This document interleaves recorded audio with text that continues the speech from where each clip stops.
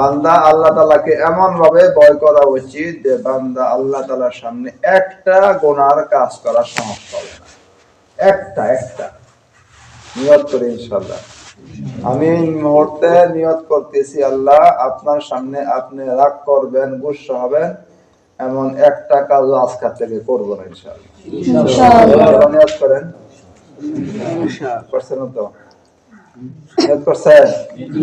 আজকের থেকে আল্লাহ গুসা হয়, অসন্তুষ্ট হয় এমন কোন একটা কাজ করবো না। ঠিক আছে ইনশাআল্লাহ? এই পরিবর্তনটা চাই। শুধু আল্লাহর গুসার ভয় না, আল্লাহ তাআলা যেটা চাইতেছেন, আল্লাহ গুসার ভয় চাইতেছেন না। এটা দ্বিতীয় নম্বরে আল্লাহ তাআলা প্রথম যে ভয়টা চাইতেছে আল্লাহ পাকের আজমতের সাথে ভয়। আল্লাহ পাক কত বড়, কত বড়। আচ্ছা বলেন, এখন যদি এখানে প্রধান উপদেষ্টা আসে, প্রধান উপদেষ্টা আসছে, এই মসজিদে আসছে, সবাই চুপচাপ না? কেন? ভয়ে তারা অ্যারেস্ট করবো, ধরে নিয়ে যাবো, এমন কোনো কিছু ভয়ে নাকি? অপরাধী হিসেবে ভয় করবো? কেন? বড় হিসেবে ভয় করবো। আল্লাহ তাআলা কত বড়, ওনাকে কিভাবে ভয় করা উচিত? কত বড়। আল্লাহ কাবীরুন। আল্লাহ তাআলা কত বড়, ওনাকে কিভাবে ভয় করা উচিত? ভয় দুই ধরনের, একটা আজমতের ভয় আর একটা হলো আযাবের ভয়। খৌফ আর খাশিয়া। খৌফ আর কি? খাশিয়া। খৌফ হলো আসামি হিসাবে ভয়, আর খাশিয়া হলো আল্লাহ পাকের বড়ত্বের ভয়। আল্লাহ তাআলা কত বড়।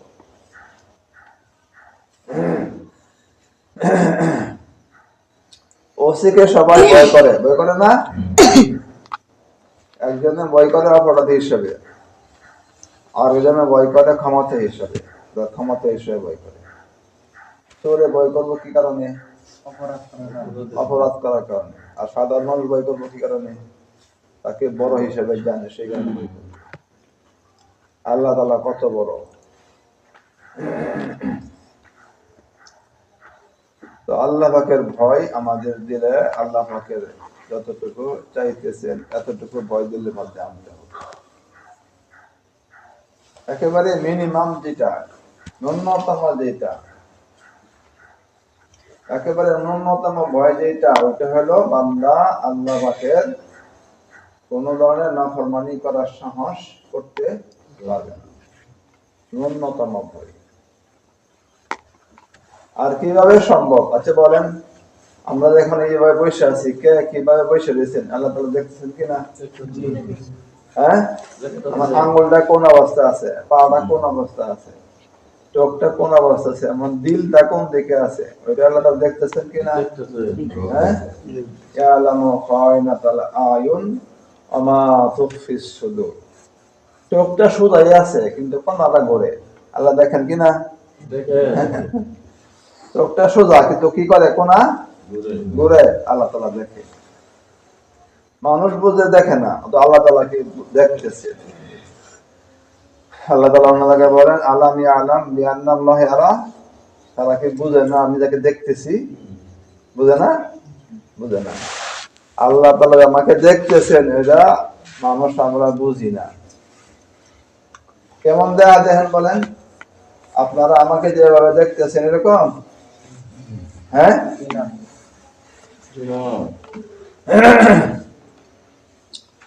এই জন্য জীবনের মধ্যে পরিবর্তন নিয়ে আসতে হবে, আমূল পরিবর্তন। সত্যি কথা বলতে গেলে কি, ইমানদার যারা ছিলেন তাদের জীবনের সাথে আপনার আমার জীবন মিলাইলে এটাকে কোনো মুসলমানের জীবন বলা হবে না। লা ইলাহা ইল্লাল্লাহ, এটার শাব্দিক অর্থ কি? আল্লাহ ছাড়া কোনো মাবুদ নাই, এটা শাব্দিক অর্থ। কিন্তু এটার অর্থ অনেক ব্যাপক। অর্থ কি? অনেক ব্যাপক, বহুমাত্রিক অর্থ। লা ইলাহা ইল্লাল্লাহ আমরা যেটা বলতেছি, অর্থ বলতেছি, ছেলেমেয়েরা পড়তেছে, এটা হলো শাব্দিক অর্থ, কিন্তু এটার বহুমাত্রিক এবং ব্যাপক অর্থ। লা ইলাহা ইল্লাল্লাহ আমাকে দিল থেকে বললে পরে ওই কথাগুলি খেয়াল করতে হবে। লা ইলাহা ইল্লাল্লাহ, আল্লাহ আপনাকে ছাড়া আমি আর কাউকে ভয় করি না। ভয় করবো তো আপনাকেই করবো। খালিদ বিন সাইফুল্লাহ রাদিয়াল্লাহু আনহু শুনছেন না, আল্লাহ রাসূল জিজ্ঞেস করছেন যে ৬০,০০০-এর বিরুদ্ধে কে যাইবা যুদ্ধ করতে, কারা কারা যাইবা? তো উনি একলা দাঁড়াইছে। তুমি এত সাহস করলা ৬০,০০০-এর বিরুদ্ধে একলা যুদ্ধ করবে? এ রাসূলুল্লাহ, আপনি তো বলছেন যে দিলে জিকির আছে সেদিন হইলো জিন্দা, যে দিলে জিকির না সেদিন হইলো ৬০,০০০ তো জিকির নাই, এরা মুর্দা, মরা। এরা ৬০,০০০ না ৬০ লক্ষ হইলেই কি? মরা মানুষ ৬০ লক্ষ হইলেই কি? আর আমি তো জিন্দা। তো যুদ্ধক্ষেত্রে গেছে বিদুর্মীরা এমন এক বিষ আনছে, তখনকার সর্বোচ্চ পাওয়ারফুল বিষ, যেটা এক বোতল নিয়ে দিছে, এক বোতল। তো উনি এই বোতল কি করছে, বিসমিল্লাহিল্লাযী লা ইয়াদুররু মা ইসমিহি শাইউন ফিল আরদি ওয়ালা ফিস সামাই ওয়া হুয়াস সামিউল আলিম। ওই আল্লাহ পাকের নাম নিয়ে পান করতেছি। বিসমিল্লাহিল্লাযী লা ইয়াদুররু মা ইসমিহি, যার নামের সাথে খাইলে বা যার নামের সাথে কি বলে পান করলে কারো কোনো মাখলুকাতের কোনো ক্ষতি করার কি নাই, ক্ষমতা নাই, না জমিনে না আসমানে, এবং আল্লাহ তাআলা ভালো করে খবর রাখেন। তো ওই বিষের বোতল কিভাবে পান করলেন, যেমন শরবত পান করে।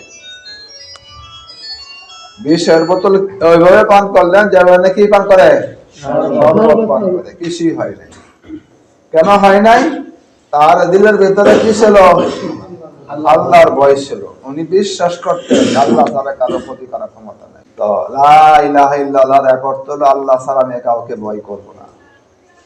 ভয় করতে হয় কাকে করব? এমনকি আগুনকেও ভয় করব না, ছুরিকেও ভয় করব না, রাসূলুল্লাহ সাল্লাল্লাহু আলাইহি ওয়াসাল্লাম বাবলা গাছের নিচে ছায়ার মধ্যে শুয়ে রয়েছে, তলোয়ারটা লটকাইয়া শুয়ে রয়েছে, ঘুমায় রয়েছে। দুশমন দেখছে যে মুহাম্মদ দেখা যায় একলা বাবলা গাছের তলায় শুয়ে রয়েছে, এই দুটো সুযোগ তাকে কতল করার কি একটা সুযোগ পাইছি। কাছে গেছে, তলোয়ার হাতে নিছে। আল্লাহ রাসূল ডাকছেন, জিজ্ঞাসা করতেছেন, মুহাম্মদ বলো তো আমার হাত থেকে তোমাকে কে বাঁচাবে? রাসূল কি বলেন? আল্লাহ। আল্লাহ বলার সাথে সাথে হাত থেকে তলোয়ারটা কি হয়ে গেল, পড়ে গেল। আমি বলি হ্যাঁ। এবার আল্লাহ রাসূল সে তলোয়ার হাতে নিলেন, তো জিজ্ঞাসা করতেছে, এবার তুমি বলো তোমাকে কে বাঁচাবে আমার হাত থেকে? কয়, মুহাম্মদ তুমি তো খুব ভালো মানুষ, তুমি কি খুব ভালো মানুষ, মানে দয়ার আশা করতে ছেড়ে দিচ্ছে। তো লা ইলাহা ইল্লাল্লাহ মানে কি? আল্লাহ আমি আপনাকে ছাড়া কাউকে ভয় করি না। যত বড় শক্তিধর, যত বড় কি বলে হিংস্র, কাউকে আমি ভয় করি না। বাঘকে ভয় করব না, সিংহকে না। যারা এই কথার মধ্যে দিলকে জমাইছে তারা বাঘকে ভয় করে নাই, করছে নাকি? বাঘকে ভয় করবে কেন? বাঘে তাদের কথা শুনে। ওমর ফারুক রাদিয়াল্লাহু তাআলা আনহু দেখতে আছে অমুক সাহাবী মসজিদে আসতেছেন না। খবর নিল কি হয়েছে, বলে সে যে রাস্তা দিয়ে মসজিদে আসা যাওয়া করতো এই রাস্তার মধ্যে বাঘ বসা, বাঘের ভয়ে উনি আসতেছে না। ওমর ফারুক রাদিয়াল্লাহু আনহু গেছে, বাঘের কানা দিয়ে থাপ্পড় মারছে, তুই এলাম বেশি রয়েছ। সাহাবী মসজিদে যেতে পারতেছে না, বাঘে লাল বোটে পালায় গেছে। আমরা পারবো নি বাঘের থাপ্পড় মারতেন? শুনুন ভাই, পারবেন নি? হ্যাঁ, কেন? আল্লাহর ভয় তাদের দিলের মধ্যে ছিল। লা ইলাহা ইল্লাল্লাহ, এটা পরিবর্তন আনতে হবে। আল্লাহ ছাড়া কারো ভয় দিলে থাকতে পারবে না। লা ইলাহা ইল্লাল্লাহর আরেক অর্থ হইলো আল্লাহ ছাড়া কাউকে মহব্বত করি না। আল্লাহ ছাড়া কাউকে মহব্বত করি না। আল্লাহ ছাড়া কাউকে মহব্বত করা যাবে না, ঠিক আছে তো? কাউকে না। আবার সবাইকে মহব্বত করব, এই কারণে মহব্বত করব, আল্লাহ তাআলাকে মহব্বত করি এই কারণে। আল্লাহুম্মা ইন্নী আসআলুকা হুব্বাকা ওয়া হুব্বা মা ইউহিব্বুকা ওয়া হুব্বা আমালিল লাযী ইউবাল্লিগনি হুব্বাক।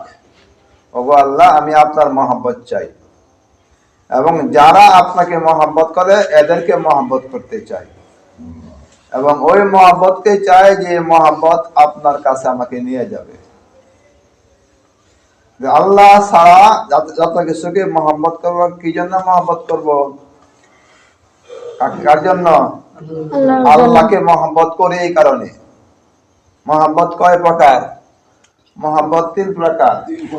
মহব্বত তিন প্রকার। হুব্বুল্লাহ, হুব্বুল লিল্লাহ, হুব্বুন মাআল্লাহ।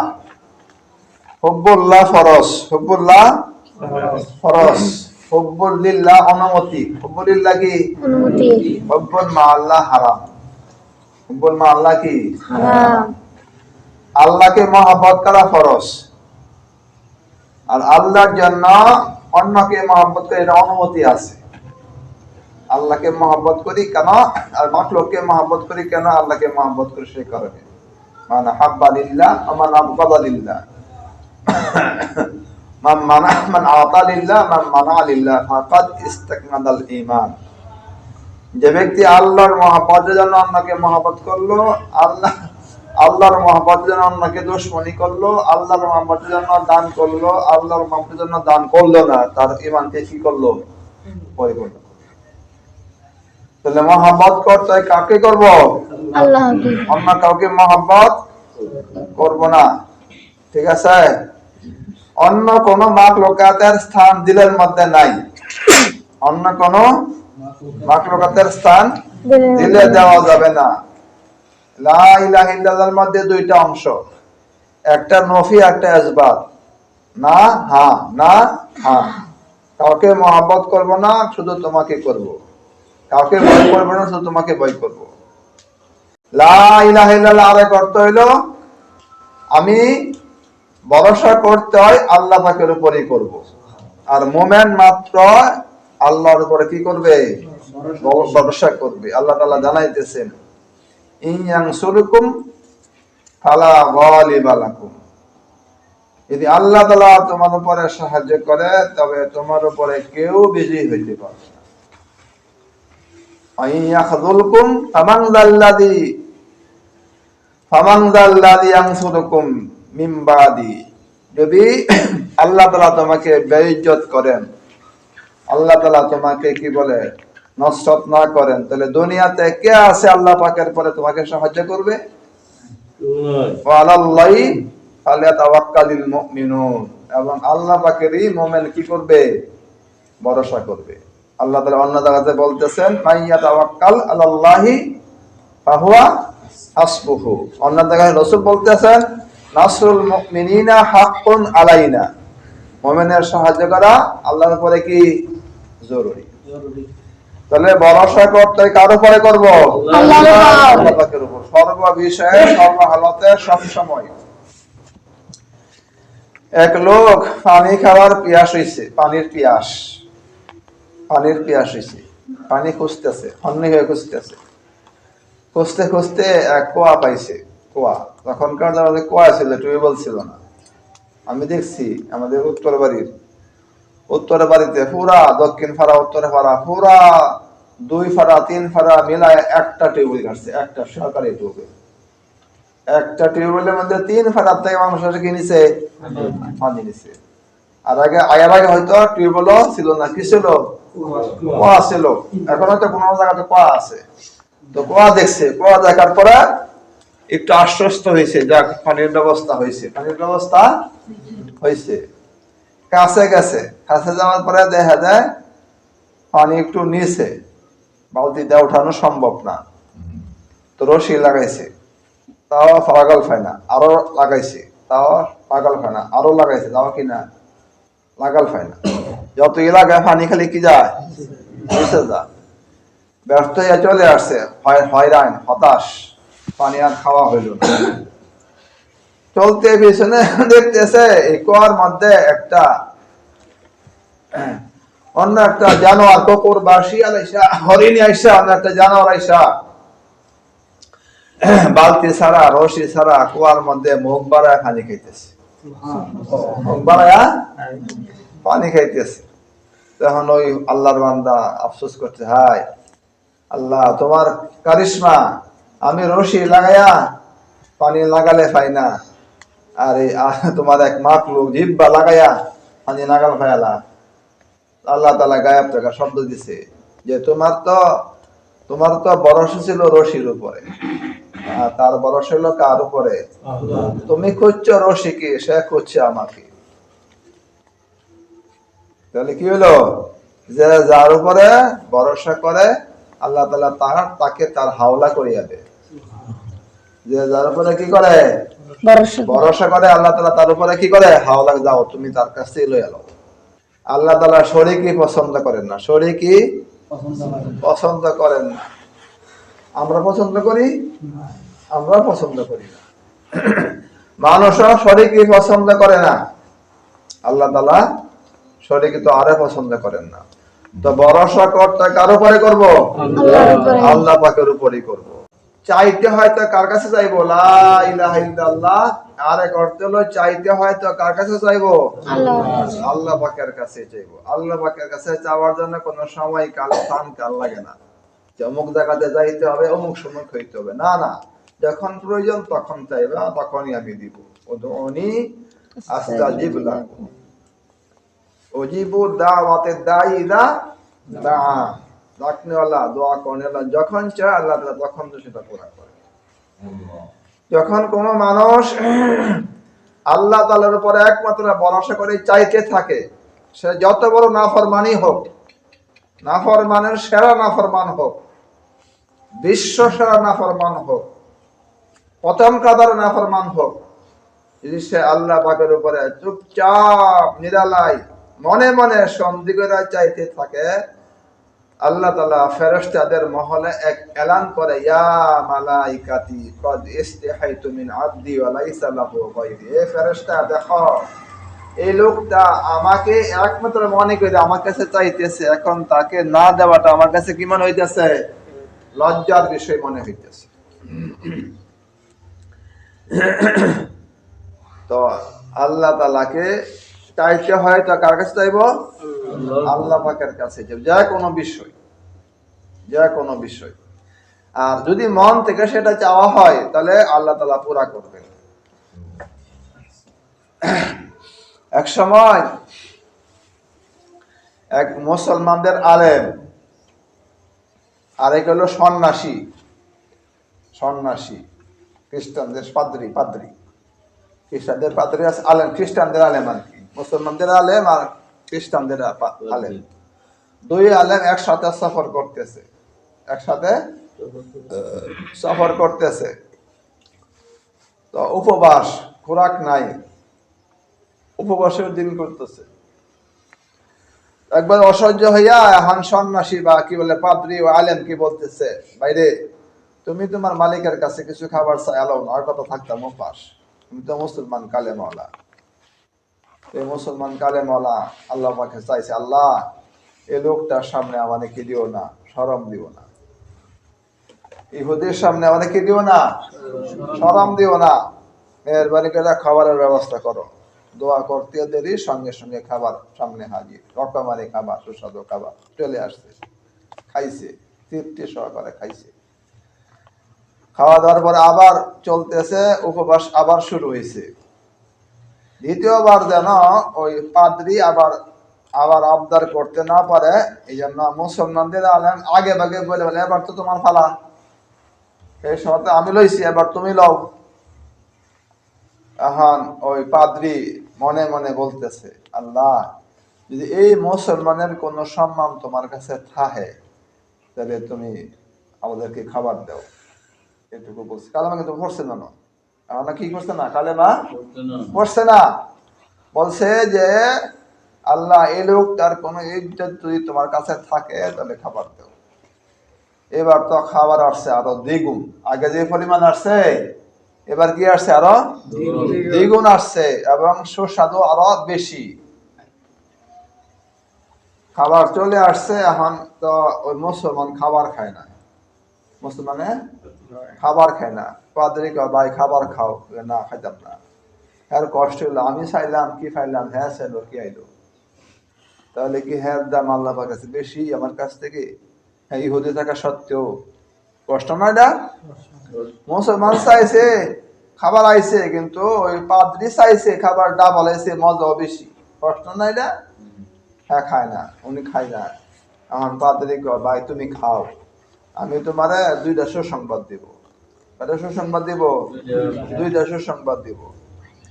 একটা হলো, খাবার যে আসছে এটা আমার কোনো সম্মান না, আমি দোয়া করছি এরকম, আল্লাহ যদি তোমার কোনো সম্মান থাকে তাহলে খাবার দাও, তোমার সম্মানের ওসিলা দিয়ে চাইছি। আরেকটা হলো যে আমি কালেমা পড়তেছি, আমাকে কালেমা পড়াও।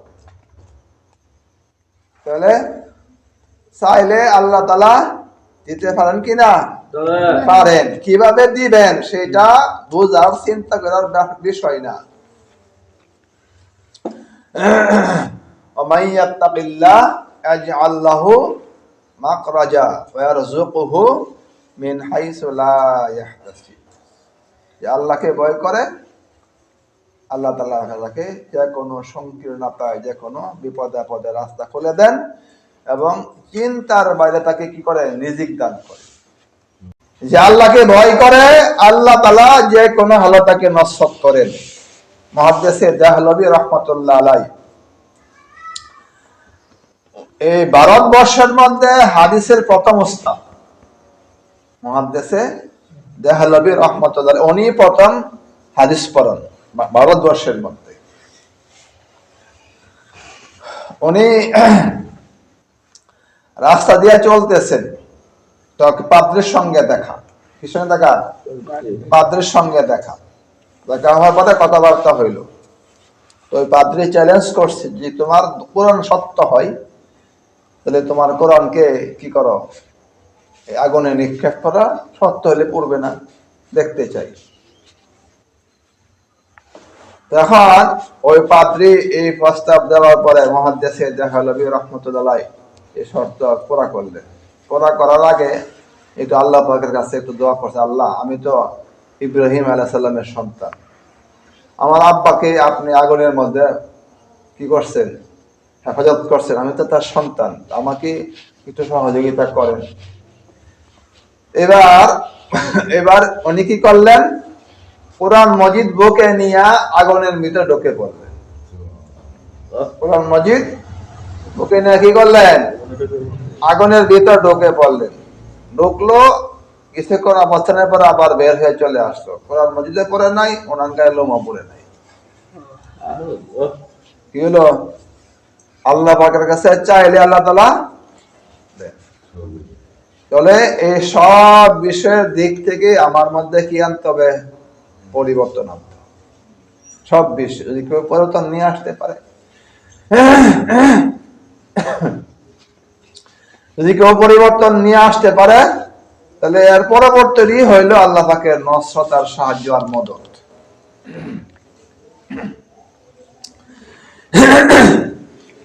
পরিবর্তনের পরেই কি?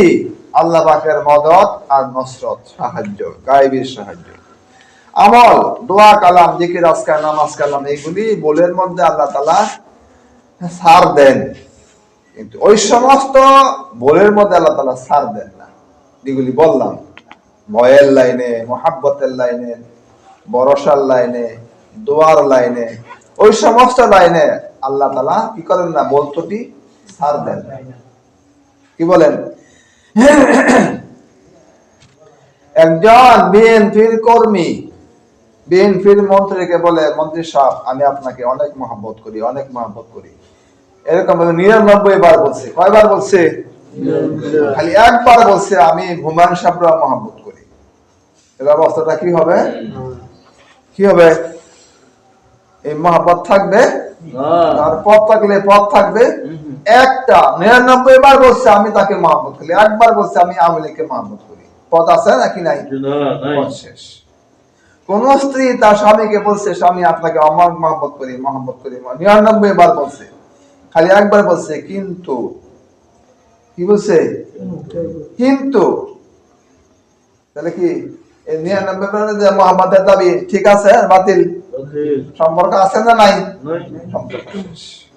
আল্লাহ তাআলার সাথে 100 ভাগের 100 ভাগ দিতে হবে। 100 ভাগের 100 ভাগ। 100% হওয়ার পরে যে আমলে উন্নতি হয়, আমলে যে উন্নতি হয় সেটা আল্লাহ তাআলা কি করবেন? সাথ দিবেন। বস্তুটি আমলের বস্তুটি কি দিবেন? সাথ দিবেন। কিন্তু ওই সম্পর্কের দিক থেকে বস্তুটি আল্লাহ তাআলা কখনো কি দিবেন না? সাথ দিবেন না। ওই সম্পর্কগুলি আমার মধ্যে আপনার মধ্যে কিভাবে পরিবর্তন আসে, এই জন্য দাওয়াতে তাবলীগের মেহনতের মধ্যে আমাদেরকে জান মাল সময় দিয়া কুরবানির সাথে মেহনত করতে, কুরবানির সাথে। আর ওই মেহনতকে বোঝানোর জন্য হযরতে সাহাবায়ে কেরাম রাদিয়াল্লাহু তাআলা আনহুম আজমাইন তারা আরব মক্কা মদিনা ছাইরা পুরা বিশ্ব জুড়ে চলে গেছে। রাসূল সাল্লাল্লাহু আলাইহি ওয়াসাল্লাম ইন্তেকালের জামানায় সাহাবাদের সংখ্যা ছিল প্রায় 1.5 লক্ষ। কত ছিল? প্রায় 1.5 লক্ষ। 1,25,000 সাহাবী ছিল। এর মাঝখান থেকে মাত্র 10 থেকে 12,000 সাহাবীদের কবর ঐতিহাসিকরা বলে মক্কা মদিনায় আছে। আর বাকি 1,13,000 সাহাবীদের কবর সারা বিশ্ব জুড়ে এখানে আছে। আচ্ছা, সওয়াবের দিক থেকে মক্কা মদিনার মতো দামি মসজিদ আর দামি অবস্থান দুনিয়ার বিশ্বে আর কোন জায়গাতে আছে? কোন জায়গাতে নাই। রাসূলুল্লাহ সাল্লাল্লাহু আলাইহি ওয়াসাল্লামের মতো সাহাবত বাদ দিয়া, আল্লাহ রাসূলের সাহাবত বাদ দিয়া সারা বিশ্ব জুড়ে চলে গেছে, যেখানে সারা দুনিয়ার মানুষ পাগল করার মতো, পতঙ্গ পালের মতো মদিনায় যায়, মক্কায় যায়। আর ওই স্থানে মক্কা মদিনা থেকে পতঙ্গ পালের মতো সারা বিশ্ব জুড়ে চলে গেছে।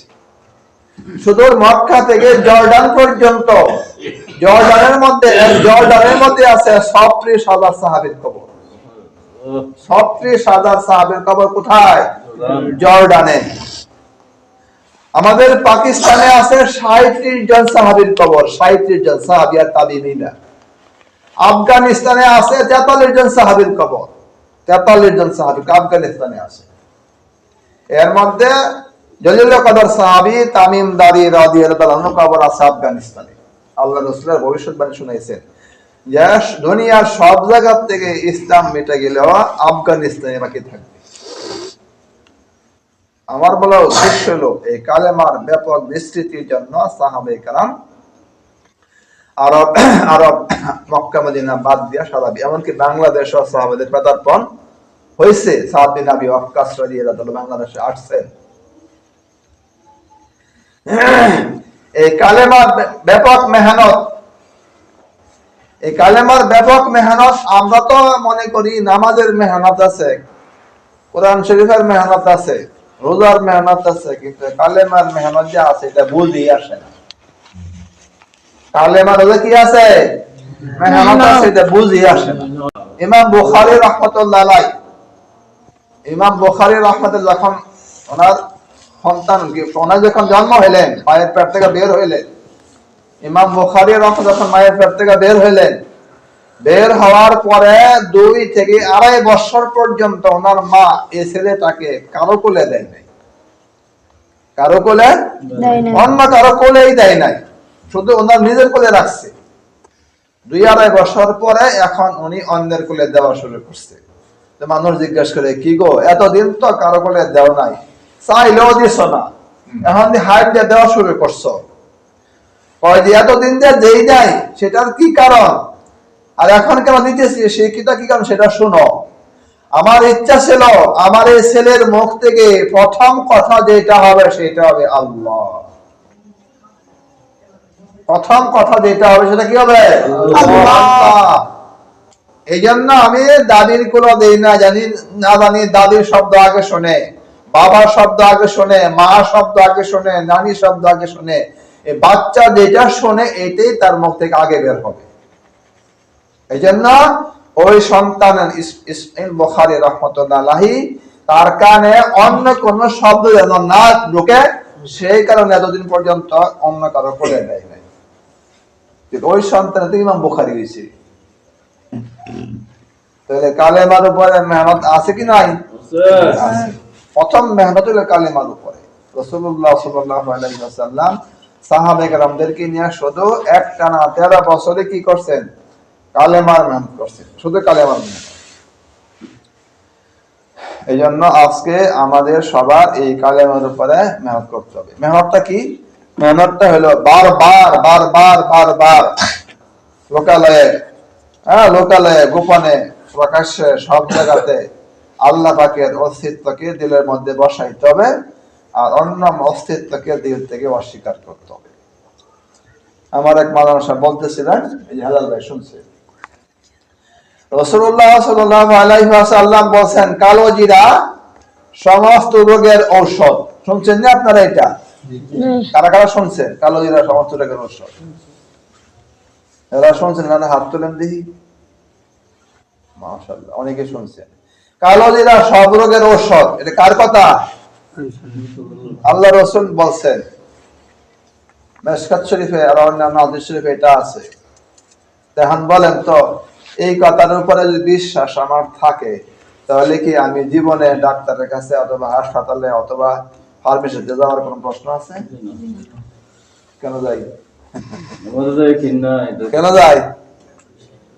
এক মানুষ বলতেছেন ওনার ঠ্যাঙ্গে ব্যথা, হাফেজ সাহেব, মাদানো না, হাফেজ সাহেব, ঠ্যাঙ্গে ব্যথা। উনি হাদিস শুনছে কালো জিরা সমস্ত রোগের ঔষধ। এখন ডাক্তারের কাছে যায় না, ওষুধের কাছেও যায় না, কালো জিরা খাইতেছে, ভালো হয় না। তো এক পর্যায়ে এই কালো জিরা সামনে নিয়ে বলতেছে আর নিজেকে মনকে বলতেছে, এ মন, তুই বিশ্বাস করস আর না করস, কথা এটাই সত্য যে কালো জিরাই ঔষধ। তুই মানস আর না মানস, বিশ্বাস করস আর না করস, কথা কি এটাই সত্য। বিশ্বাস করলে সত্য, বিশ্বাস না করলে সত্য। কাজেই আমি আর কিছু খাইতে আমার তরি কালো জিরা খাই। কালো জিরা খাইছে, আল্লাহ তাআলা তার ঠ্যাং বিষ বার করে দিয়েছে। ঠিক। একটা ছাত্র ছিল ওই মাদ্রাসায়, সে লজিং থাকতো। কি থাকতো? লজিং থাকতো। মিজানে পড়ে। এখন কোন এক রোগী আসছে ছাত্রের কাছে, তখনকার কিন্তু ছাত্র, যদিও ছাত্র, তারপরও সাধারণ লোকের কাছে অনেক শ্রদ্ধার পাত্র ছিল। তো এর কাছে গেছে, ভাই আমার অমুক সমস্যা, একটু তাবিজ দাও। কি দাও? তাবিজ দাও। হ্যাঁ, মিজান না পরে, হ্যাঁ কি তাবিজ লিখবো? হ্যাঁ লিখছে মিজান। মিজান লিখে তাবিজ বানাই দিছে, ব্যবহার করছে, তার রোগ সুস্থ হয়ে গেছে। এখন যে আসে হাই খালি মিজান লেখা দেয়, মিজান লেখা দেয়, আর মিজানে কি হয়? তার অসুস্থতা কি হয়? ভালো হয়। এটা হইল বিশ্বাস। যদি আল্লাহর উপরে বিশ্বাস থাকে যে কালো জিরা আমার সব রোগের ঔষধ, তাহলে এইটাই কেবল একমাত্র ঔষধ, যেটা ক্যান্সারও দূর করবে, সর্দিও কি করবে? দূর করবে। আবার দেখেন কালো জিরা মানে কালো জিরা তেল কইছে না, কি কইছে? কালো জিরা কইছে। অনেকে তেল খায়, অনেকে কি খায়? তেল খাইলে হবে না, কালো জিরা খাইতে হবে। আল্লাহ রাসূল বলেন সূরা ফাতিহা রোগের কি শিফা। যে বলেন তো আমি এ পর্যন্ত এই সূরা ফাতিহার উপরে বস করছি এমন কয়টা রোগ আছে যে না আমি এই রোগের জন্য আর কিছু চিকিৎসা করতাম না, এই সূরা ফাতিহা ভালো হবে? আছে না? আরে সাধারণ সর্দি হইলেও দৌড় দেই কোথায়? ডাক্তারের কাছে। সর্দি। যাই হোক ভাই, আমার কথা ছিল আমার দিলের মধ্যে তবদিল নিয়ে আসা, পরিবর্তন নিয়ে আসা। সমস্ত মাকলুকাতকে অস্বীকার করতে হবে। আপনি ডাক্তারের কাছে গেছেন, গেলে পর দিলের মধ্যে বলতে হবে ডাক্তারের ভালো করার কোনো ক্ষমতা নাই। ওষুধ সামনে নিছেন, খাইবেন, ওষুধকে বলতে হবে ওষুধ তো আর ভালো করার কোনো ক্ষমতা নেই। বলতে পারবো নাকি? পারবেন? ওষুধটা কই যাবেন, ওষুধ তো আর ভালো করার কোনো ক্ষমতা নাই, কই যাবেন নাকি?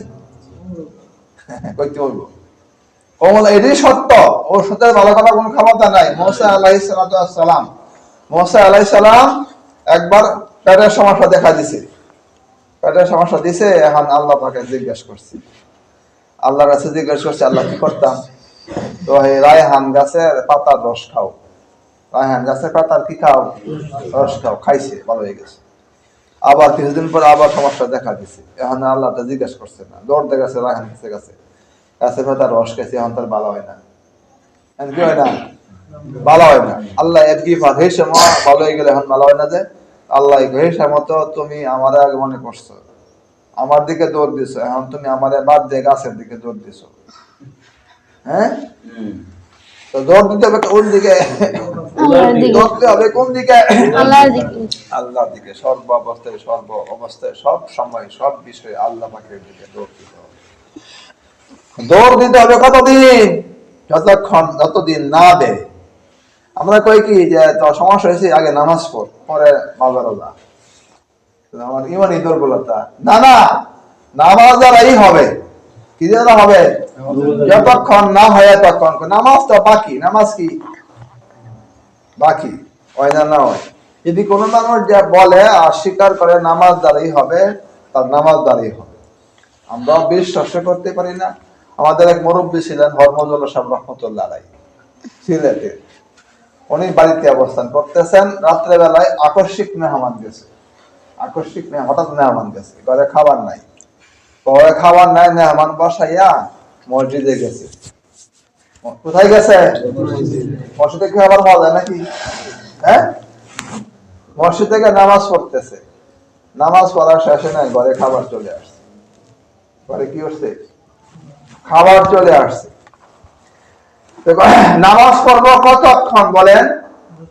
যতক্ষণ না পাই, ততক্ষণ কি না পাই, ততক্ষণ নামাজ পড়তে হবে।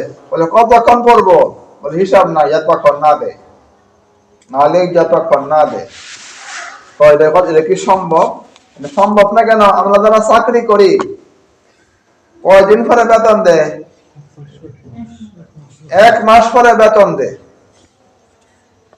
1 মাস পরে বেতন পাইবো এই আশায় 1 মাস চাকরি করি। তাহলে বলেন, একটা বান্দা যদি এই আশায় নামাজ পড়ে, আমি 1 মাস পরে এই নামাজের পুরস্কার নিয়ে, বা আমার এই সমস্যা বা আমার এই আশাটা পুরা করার জন্য আমি নামাজ পড়াম, যতদিন আশা পুরা না হয়, তাহলে এই লোকটা কি 1 মাস পর্যন্ত নামাজ পড়তে পারবে? পারবে? পারবে নাকি? ধৈর্য কোলাইব? কোলাইব না। ধৈর্য কোলাইব না। 1 মাস কি করে সম্ভব? 1 মাস তো না, আল্লাহ পাকের কাছে নেওয়ার জন্য যতক্ষণ নামাজ পড়তে হয় ততক্ষণ পড়তে হবে। 1 মাসও বুঝি না, 1 দিনও বুঝি না। ঠিক আছে ইনশাআল্লাহ? সবাইকে তৌফিক দান করুন। এজন্য আল্লাহর রাস্তায় বেশি থেকে বেশি সময় লাগাইতে হবে। এই কালেমার মাঠে, এই ঈমান আকিদার মাঠে কি করতে হবে? সময় লাগাইতে হবে। ঠিক আছে ইনশাআল্লাহ?